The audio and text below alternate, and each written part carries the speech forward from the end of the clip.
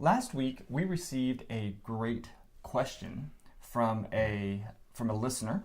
And not so much a question, but just a suggestion for a topic that we should discuss. It was wonderful. We say it all the time. Contact us. Let us know the kind of things you want to hear about, that you want to hear more of. And it was great to receive those requests. Right. From we actually received several. And so we thought we would start out this week with one that we received. Clearly, this listener has been following for a little while, and she saw that we've done a few weeks on different conditions and different disorders, and she asked if we could do one on eating disorders. And I hadn't thought about that before. You know, you and I spend a lot of time talking about food and nutrition and food as medicine and that sort of thing. I never stopped long enough to think that we should talk about eating disorders, though we see them frequently. So thank you for the suggestion. Yeah. So throughout the course of this week, we are going to focus on eating disorders. And we're going to start out differentiating eating disorders from other eating habits, eating fads. Right. This is another one of those things. We've many times over the past year, we've talked about the difference between a real disorder and differentiating real disorders from, because people will often say, well, do I have depression, or am I? One of the most common questions is, am I an alcoholic? Right. You know? And it has nothing to do, it has very little to do with your drinking. It's more about impairment. Some of the behaviors associated. That's right. Are you impaired? And so too with eating disorders. We have many people have, for example, young children will develop food preferences. Okay, that's not an eating disorder. Right. The elderly might change their eating habits, and sometimes it's a disorder, and sometimes it isn't. So it's important to differentiate when you have a clinical disorder versus when it's something else that you really needn't worry about too much. Right. Now, the DSM-5 has kind of expanded the category of eating disorders to include feeding and eating disorders, and so it includes a couple of other things that were not in that section previously. I think DSM-5 does a much better job of categorizing, organizing the feeding and eating disorders than the previous versions, because they now have them all in one place. You know, which they were scattered out around the DSM-4 and the TR, but they've put them into a single category in DSM-5, and it really is helpful just to be able to go to that single section. Yeah. So, but it includes a number of diagnoses, and we're going to go through those throughout the course of this week. But you made a very good point just a moment ago. When we think about disorders, one of the things we have to think about is the issue of impairment. Right. And with eating disorders, you know, it's difficult to think about. Could perhaps be difficult to think about an impairment in functioning because of an eating disorder. Right. Because we're just talking about how much you're eating and you know, those kinds of things. And many times, people with eating disorders still go to work and do some of that. Right. But one of the main issues with eating disorders is that it really can cause a lot of damage to your body. Right. It can cause a lot of impairment as it relates to bodily functions, and it impairs your body's ability to gain nutrients and some of those kinds of things. Right. You may still go to work, but as we talk about some of the disorders, like anorexia, for example, one of the ways that anorexia manifests is through excessive exercising. Right. And so a person with anorexia may spend 4 or 5 hours a day in the gym. That's right.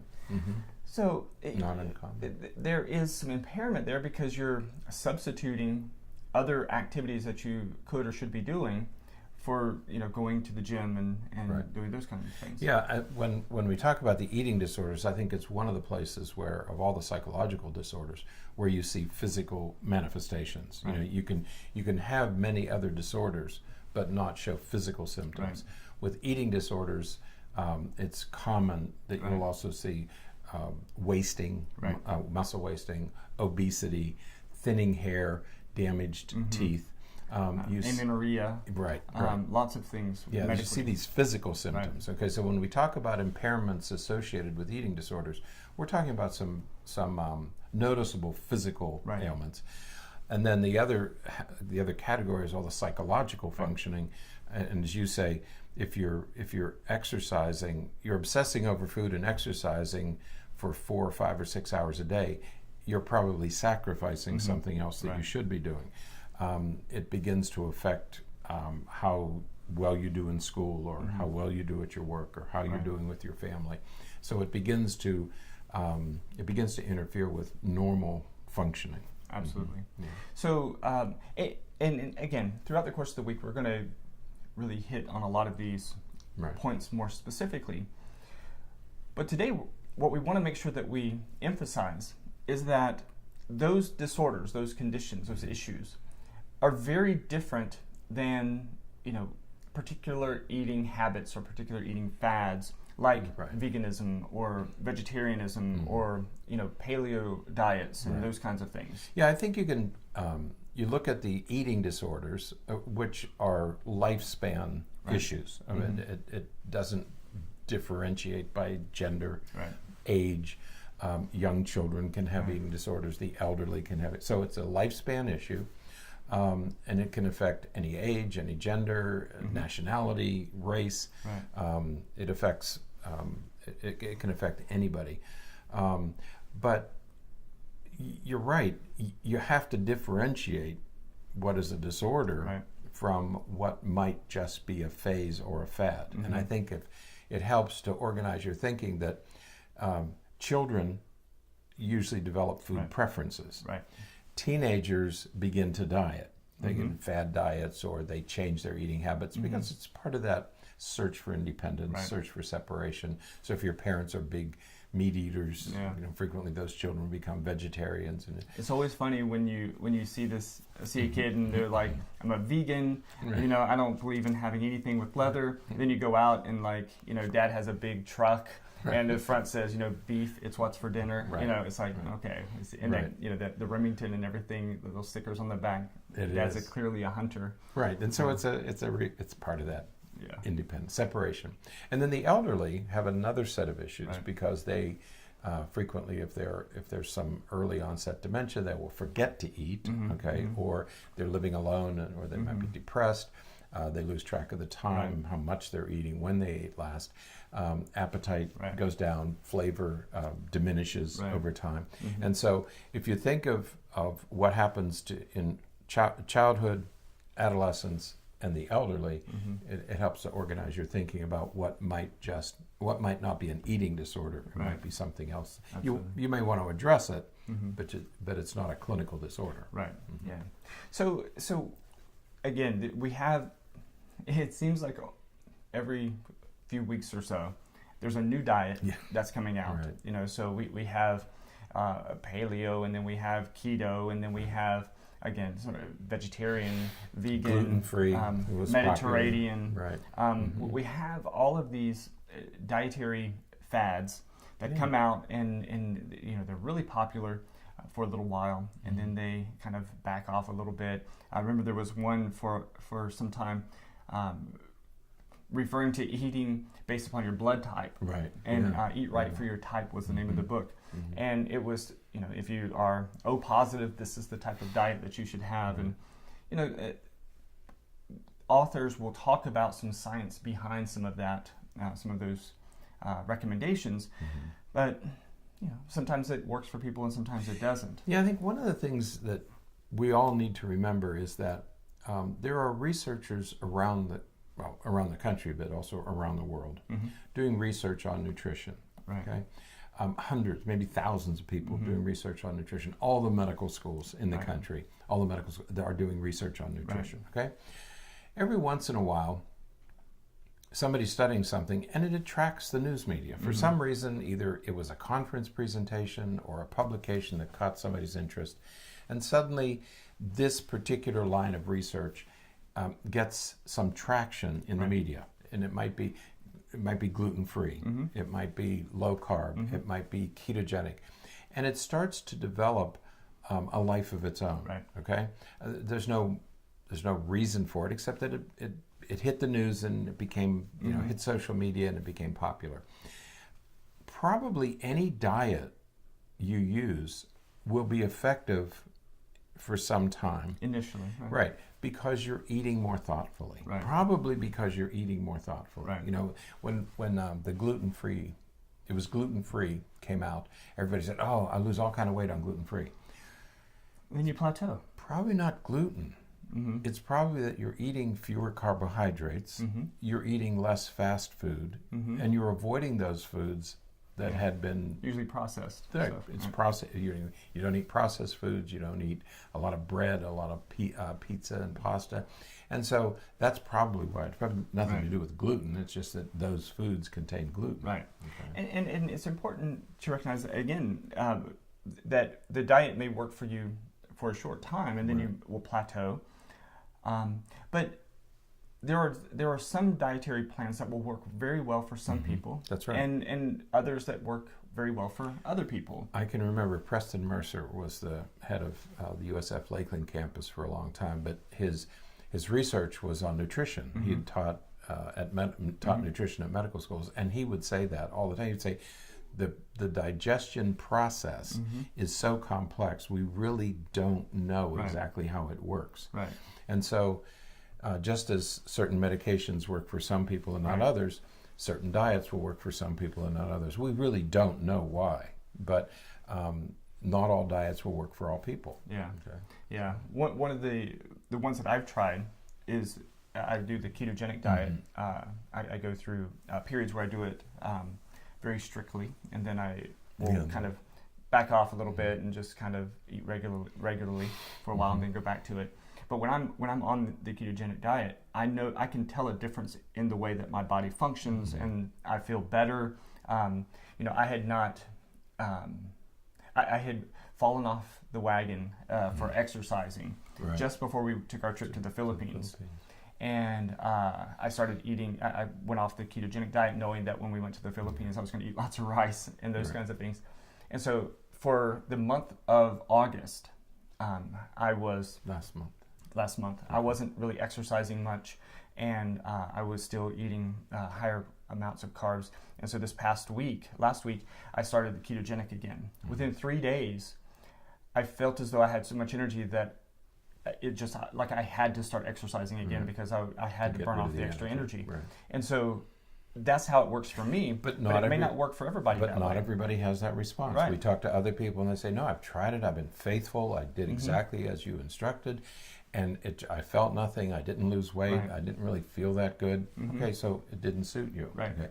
So it's not that the diets aren't any good, it's not that, oh, this is the diet. Yeah, it's the diet of the day because it got, for some reason, it got popular in media or in the news. Frequently when we have professional conferences, like the American Psychological Association, will have its yearly meeting. And then news outlets will send reporters to see what's going on or what are people talking about. And the buzz is they're talking about this year, okay? And so it gains traction in the news. It happens to be one line of research. It could have been one of a dozen lines of research, but that one became popular. Yeah.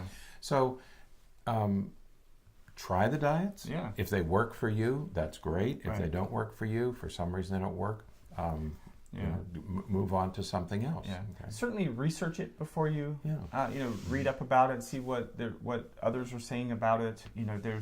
There's some diets out there that you probably should avoid. I think anything really radical. Right. We learned a new word while we were researching this called orthorexia. Is it orthorexia?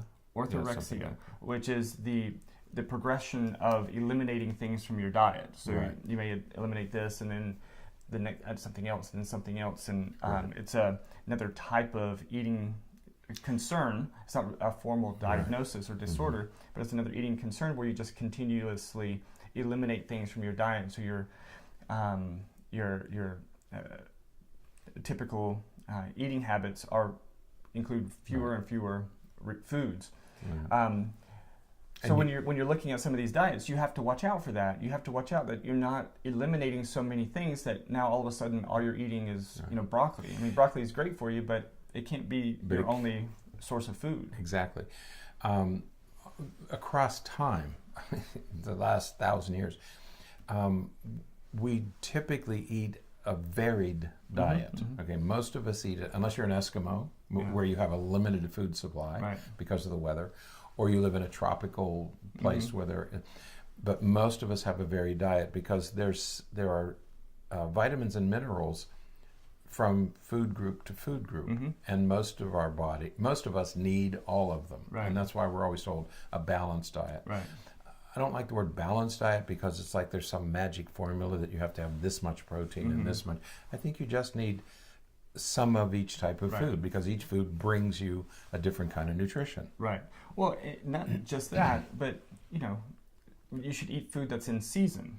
There's a certain season for strawberries. If it's August and you're eating strawberries, it's probably you should think about that. Where did these strawberries come from? Because like here in Florida, strawberry season is more in the fall and winter because that's Is that when the strawberry festival is? Well, yeah, because we always you drive by and you can see they're always concerned about frost, and they're always they spray them during the winter, and then they'll get ice on them, but somehow the ice protects them, and it's really interesting. So, but if you're eating foods that are out of season, you got to think about where they're coming from and what they had to do. When are they picked in order to get here? That's why they pick them when they're a little bit green, because they ship better. And you spray them with carbon dioxide, and it makes them colored. And they look nice. So. But no, you need this range of foods. We should be dietitians. And it's a fascinating world. It is. Chemically, the digestion is so interesting chemically because it's so complex. But you should probably avoid any diet that severely restricts the type of foods that you're eating. If you're eating a single food, it's probably not good. You will lose weight, but you're going to lose weight for the wrong reason. So, but they're not necessarily eating disorders. Okay, when children develop food preferences, that may not be an eating disorder. When the elderly stop, it may not be an eating disorder. So approach these things carefully, and whether you're dealing with an elderly parent or a young child, don't panic. Don't get too excited about it. Do your research, talk to other professionals, and decide if what you're seeing might be a clinical disorder. And you can go, we list some articles here in this podcast that list the symptoms. These when you start seeing these things, perhaps you should consult a professional. If you're not seeing these things, it's probably just a fad diet. Teenagers, I don't know many teenagers who didn't try a vegetarian or vegan diet sometime between puberty and 21. So don't get excited. Just be patient. They'll work their way through it. They may stay as vegetarians, and they may change. They may come back, but it's not a clinical disorder. That's the important message here. Don't get worked up about it. All right. Well, that's it for today. Tomorrow we're going to talk about the prevalence of eating disorders, and so we'll have a little bit more information about some that. surprising data there. Absolutely. I was surprised with some of the numbers. Until then, stay happy, stay healthy, and forget to be afraid.